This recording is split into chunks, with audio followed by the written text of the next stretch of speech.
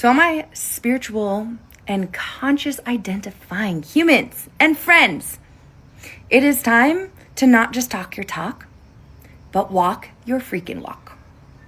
Over the last few weeks, I've had some really potent conversations with some people in my field, and it's been around the way that spirituality and consciousness has evolved, and it's evolved to become this very flashy experience. And there's a lot of talk in the spiritual and conscious communities that surrounds love and light. And something that I am noticing within my own experience, observing within other people's experiences, is how this concept of love and light is actually creating this controlled experience where people's messiness is not welcome, where their more shadowy selves isn't welcome, a part that we all have, many parts, where expressing yourself in ways that go against this concept of love and light is actually creating a disservice within these communities, because it is leading to rejection of all parts of the human being. Humans are not perfect. And there is this box being drawn unconsciously by the conscious and spiritual communities that is, if you are not this love and light, this expression of goodness and yumminess and perfection and softness and ease, then it's actually not welcome here. And my belief is that the conscious and spiritual communities are playing a huge role in the world right now in this evolution of whatever was happening in the world around us, to bring people back to their hearts, back to their bodies, back to community, back to unity. And this is something that I really feel needs to be talked about more, because it's important for these communities to be leaders in leadership, to be leaders in welcoming all parts of the human being, the human experience.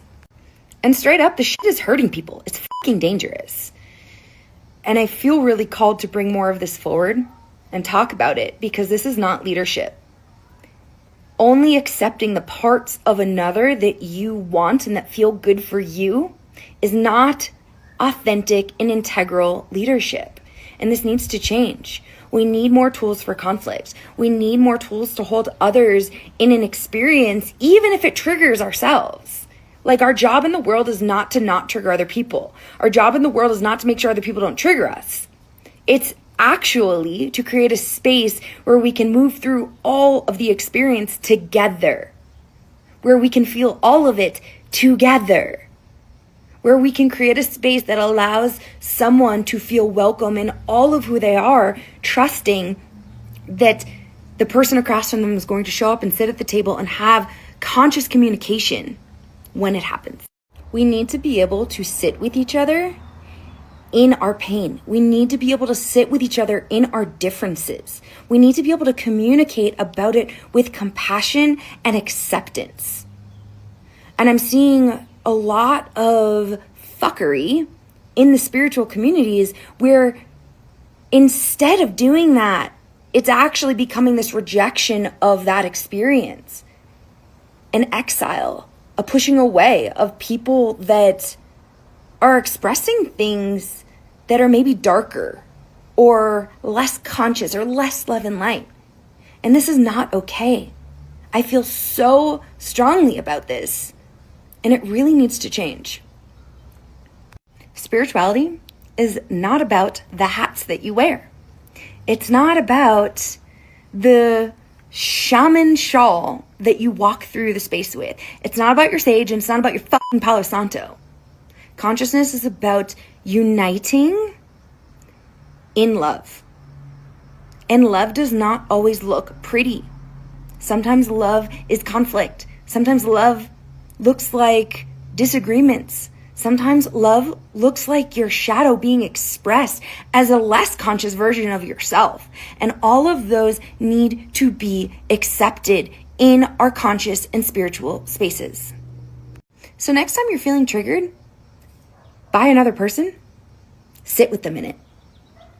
Sit with yourself in it, rather than walking away from it and putting up a wall and shielding it. I am seeing these spiritual and conscious spaces and communities bypass the work by saying this is not love and light and this is not accepted here. And this is not how we move the world forward. This is not how we create the new earth, and this is not conscious leadership. And so my invitation to you is to look at where this is happening in your world and be the change that is needed so that this can change. Love and light is not avoidance. So stop avoiding the things that are darker and uncomfortable and triggering. And stop avoiding other people. Because communication, conscious communication, is not avoiding others.